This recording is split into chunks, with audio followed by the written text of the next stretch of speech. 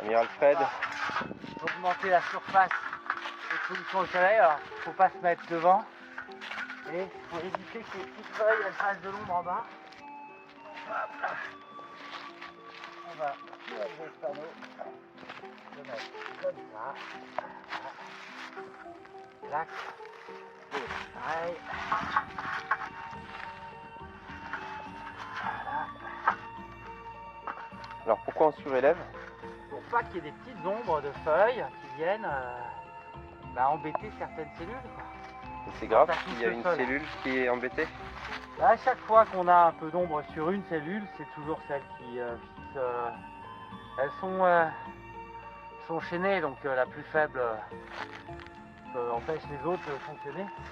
Regarde là je collecte donc 4,4 ampères qui est retransformé en 5,4 ampères, mais regarde si je mets ma main, 4,7, 4,8, 5,4.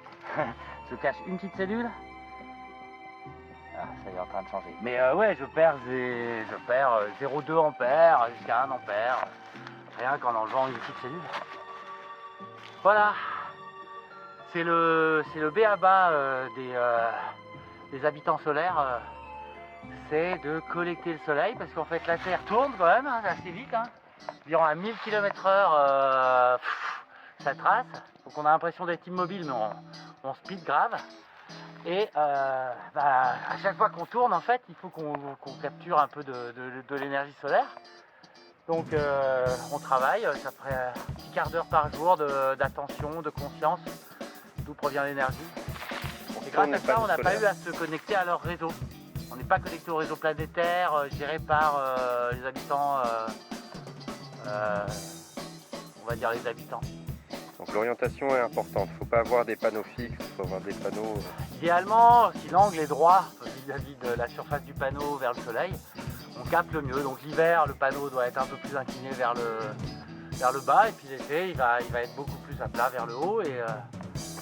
Et là, on multiplie par 5, voire 10 l'énergie collectée par ces panneaux.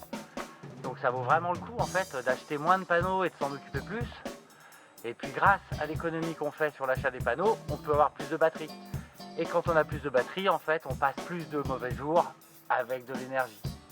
Donc les beaux jours, en fait, les 2 premiers jours, on collecte vraiment un maximum d'énergie qu'on met dans toutes nos batteries. Là, nos batteries sont pleines. Après, on a moins à s'en soucier. S'il fait beau le lendemain, on n'a que le pack batterie.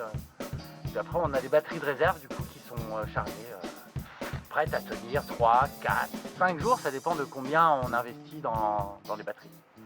Donc voilà, logique inverse des marchands de cette planète en fait. Acheter moins de panneaux, plus de batteries et surtout des batteries lithium fer phosphate. Alors, on en reparlera, mais on va les maintenir à 20 degrés parce que la chimie qui est à l'intérieur est très très stable à 20 degrés Celsius. Et les vendeurs ne nous en parlent pas trop, on l'a découvert.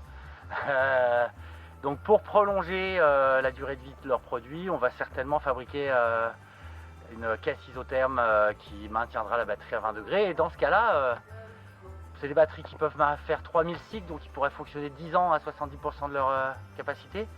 On devrait pouvoir les faire fonctionner peut-être 20, 30 ans, 50 ans, à voir. On va respecter la physique de ce monde un peu plus que ce que les marchands s'autorisent. Optimisation, quoi. Voilà. merci. Allez, salut les extraterrestres. Moi, je repars profiter du soleil. Yes.